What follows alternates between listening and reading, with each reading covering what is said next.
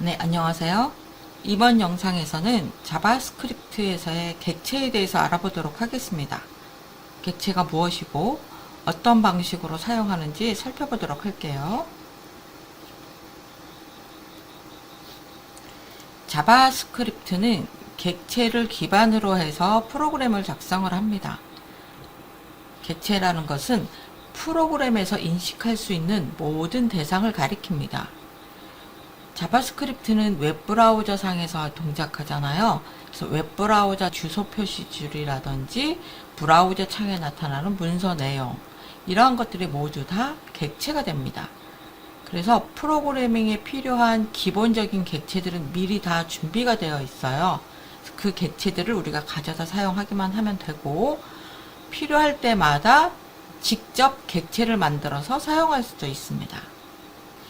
미리 만들어져 있는 객체를 사용을 할 때는 인스턴스라는 걸 만들어서 사용해야 돼요. 인스턴스는 뭐냐면 미리 만들어져 있는 객체를 틀처럼 찍어서 똑같이 만들어내서 그것을 사용하는 것입니다.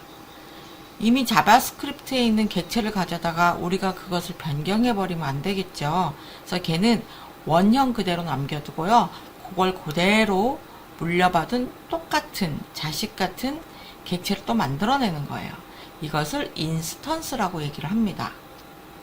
이 객체의 인스턴스를 만들 때는 new라고 하는 키워드를 사용을 해요. 예를 들어서 날짜나 시간 정보를 프로그래밍에서 처리하고 싶다. 그랬을 경우에는 자바스크립트에 데이트 객체를 사용을 하거든요. 이 데이트 객체 앞에 new를 붙여서 now라고 하는 변수를 만들었어요. 이 now는 뭐냐면 자바스크립트에서 준비한 데이트 객체의 모든 속성과 함수들을 사용할 수 있습니다. 객체를 만들 때는 인스턴스를 먼저 만든다. 이걸 꼭 기억해 두시고요. 객체에는요, 프로퍼티와 메서드가 있습니다. 프로퍼티는 흔히 속성이라고도 얘기를 해요.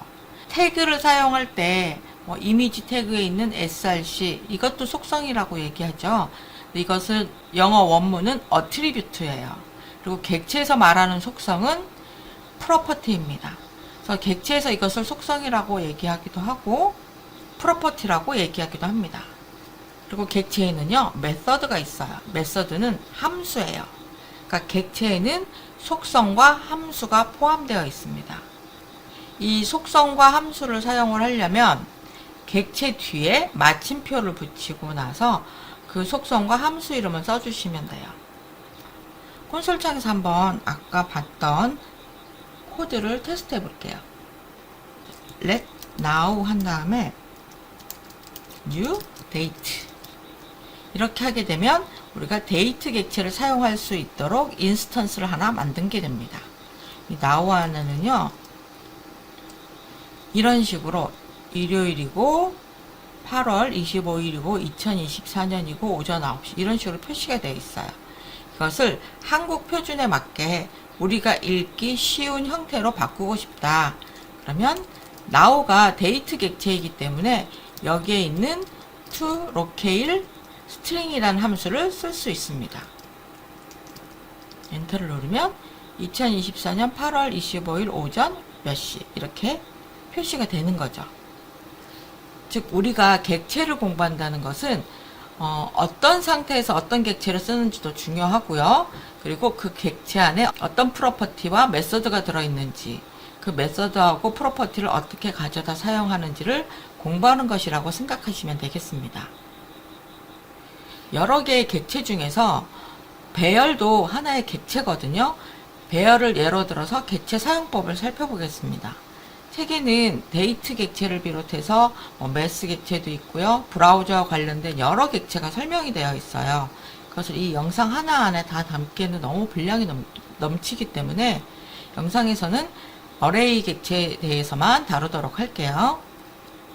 배열은 우리가 앞에서 공부할 때 여기 어레이 3에 있는 것처럼 변수 이름을 주고 대괄호 안에 내가 사용할 여러 개의 값을 지정을 해줬습니다.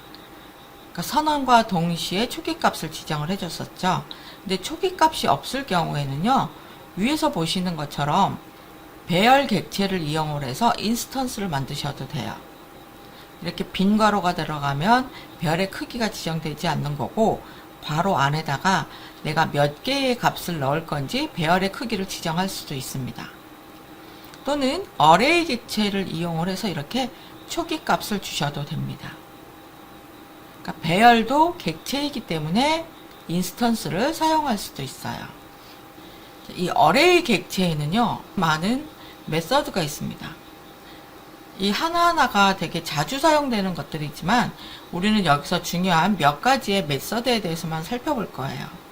이 어레이 객체라는 건 변수 하나에 값을 여러 개 넣을 수 있기 때문에 프로그래밍에서 아주 자주 사용되는 데이터 유형이에요.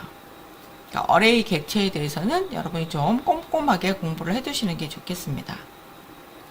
네, 예제 코드를 통해서 한번 메서드를 살펴보려고 하는데요. 지금 두 개의 배열이 선언되어 있어요. nums라는 배열에는 숫자가 들어가 있고 characters라고 하는 배열에는 이제 알파벳이 몇 개 들어가 있죠. 가장 먼저 살펴볼 메서드는요, 두 개의 배열을 합치는 메서드예요. 이때는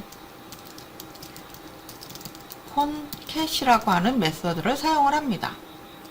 그래서 제가 새로운 변수를 만들고 이렇게 하게 되면 넘버스라는 배열을 기준으로 해서 뒤에다가 캐릭터스를 갖다 붙이는 형태가 됩니다. 콘솔 로그를 한번 확인을 해볼까요? 1, 2, 3이라고 하는 nums에 있던 값 뒤에 캐릭터스라는 배열에 있던 값 A, B, C, D가 연결돼서 하나의 배열이 만들어집니다. 여기서 이 순서가 중요한데요. 이것을 만약에 이렇게 캐릭터스를 기준으로 해서 nums를 연결해줘 라고 하게 되면 캐릭터스가 먼저 앞에 오고 뒤에 nums에 있는 내용이 오게 됩니다. 이렇게 두 개 이상의 배열을 연결해서 사용하는 메서드가 concate라는 메서드예요. 배열 안에 있는 요소만 합치는 메서드도 있어요. 이때는 join이라고 하는 메서드를 사용을 합니다. 제가 nums하고 join이라는 메서드를 사용을 해볼게요. 이 nums는 지금 배열 객체예요. 그래서 배열 객체에 있는 join 함수를 사용해줘 라고 얘기하고 층을 표시해 보겠습니다.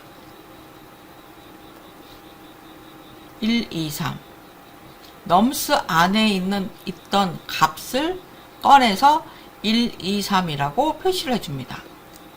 이때 join 메서드 안에 괄호를 비워놓게 되면 쉼표로 구별을 해주고요. 요 join 메서드 안에다가 구분하는 구분자를 지정을 할 수도 있어요. 아까 nums에서 이 1, 2, 3을 갖고 와줘 그랬더니 1, 2, 3이 쉼표로 구별이 되어 있었거든요. 제가 이것을 구분자를 슬래시로 한번 넣어보겠습니다. 그리고 다시 확인해 볼게요. 네, 이번에는 1, 2, 3을 슬래시로 이렇게 구분을 짓게 됩니다.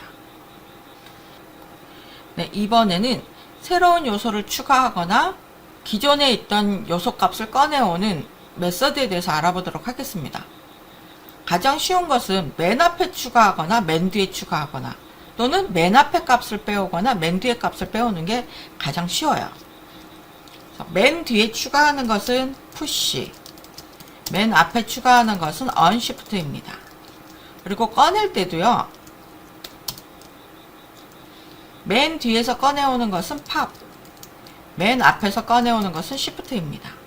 새로운 요소를 추가하게 되면 그 결과값은 요소가 몇 개가 되었는지 length 프로퍼티를 반환을 해주고요. 꺼내오게 되면 꺼내온 값을 반환을 해줍니다.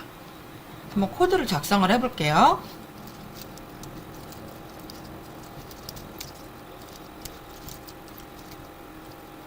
네, 이렇게 해서 nums 배열에다가는 숫자 4와 5를 추가해줬고요. 캐릭터스에다가는 숫자 0을 추가했습니다. 근데 이때 사용한 메서드가 달라요. 결과값이 어떻게 되는지 한번 확인을 해볼까요?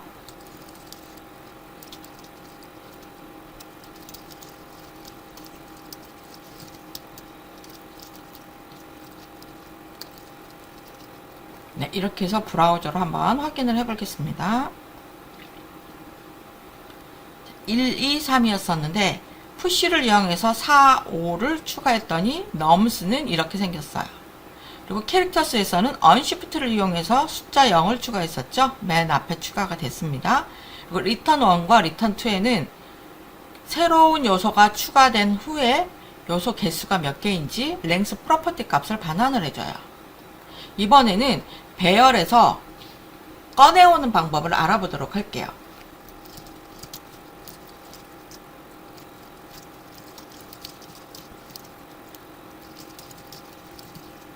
네, 이 경우에는요, 캐릭터스라는 배열에서 팝을 이용해서 꺼내왔습니다. 팝은 뭐였냐면 맨 뒤에 있는 요소를 꺼내온 거예요. 그리고 반환 값은 꺼내온 애를 보여주는 겁니다. 반환해줍니다. 그리고 캐릭터스는 어떻게 바뀌는지 한번 보도록 할게요. 저장하고 콘솔 창을 보면, 자, 꺼낸 요소는 D라고 했습니다. 캐릭터스라는 배열에서 맨 뒤에 있던 값 D를 꺼내왔고요. 그 캐릭터스 배열은 보면 D가 빠져나가고 변경된 값이 저장되어 있습니다. 만일 팝이 아니라 Shift라고 하면 어떻게 될까요? 콘솔 창에서 확인하면 Shift는 맨 앞에 있는 요소를 꺼내오는 거예요. 그래서 0을 꺼내왔고 남은 배열은 0을 빼고 난 A, B, C, D가 남게 됩니다. 네, 이렇게 해서 푸시와 언시프트, 그 다음에 팝과 시프트 네 가지 메서드에 대해서 알아봤어요. 네, 방금 살펴본 것은 맨 앞이나 맨 뒤에 추가하거나 삭제하는 것이었는데 배열에서 중간 부분을 추가하거나 삭제할 수 있는 메서드도 있습니다.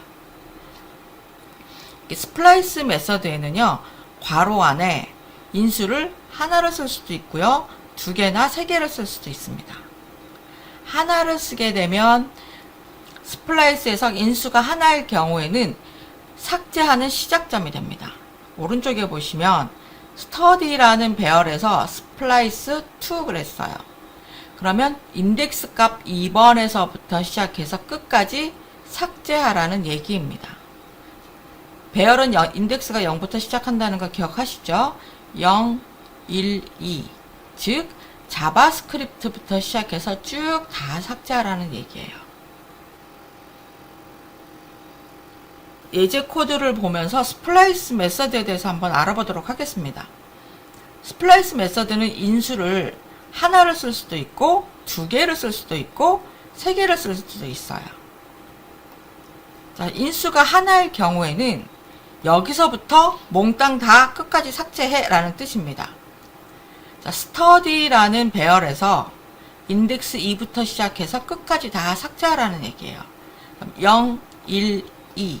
여기서부터 시작해서 뒤까지를 다 삭제하라는 얘기죠. 그럼 이 JS라고 하는 배열에는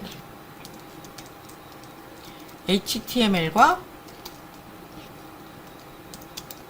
CSS만 남아있게 됩니다. 인수가 두 개인 경우를 볼게요. 인수가 두 개일 경우에는요, 시작 위치와 삭제할 개수를 지정을 합니다. 자, 0, 1.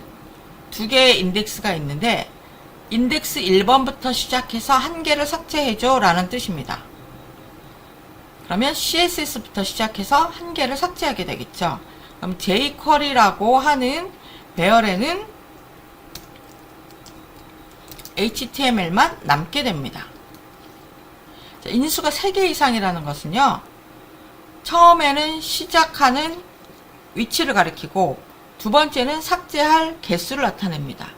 그리고 삭제한 위치에 들어갈 값이에요. 세 번째 인수가.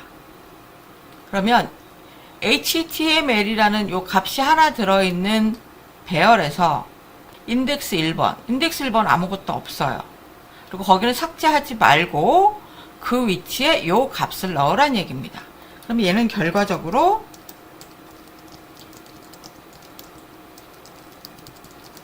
이런 형태의 배열이 됩니다. 인수가 하나인지 두 개인지 세 개인지에 따라서 이 스플라이스 메서드가 하는 일이 달라집니다.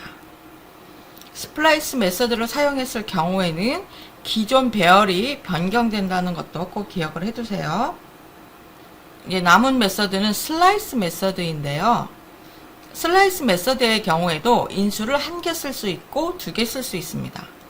인수를 하나 쓰게 되면 처음부터 끝까지 꺼내옵니다. 그리고 2개일 경우에는 여기서부터 좀 복잡한데요. 시작 인덱스와 끝나기 직전의 인덱스를 가리켜요. 오른쪽에 코드를 한번 보시면 컬러스라는 배열에서 슬라이스 2 그랬어요. 그러면 0, 1, 2니까 블루, 화이트, 블랙이라는 값을 꺼내와서 보여줄 겁니다. 그렇지만 컬러스 배열은 바뀌지 않습니다. 그대로 있어요. 그럼 두 번째에서 컬러스 슬라이스 2, 4라고 했어요. 앞에서 2는 시작하는 인덱스고요. 뒤에 있는 4는 끝나기 이 4보다 하나 직전까지만 가져오란 얘기예요. 그러면 인덱스 2와 3의 값만 가져오란 뜻입니다.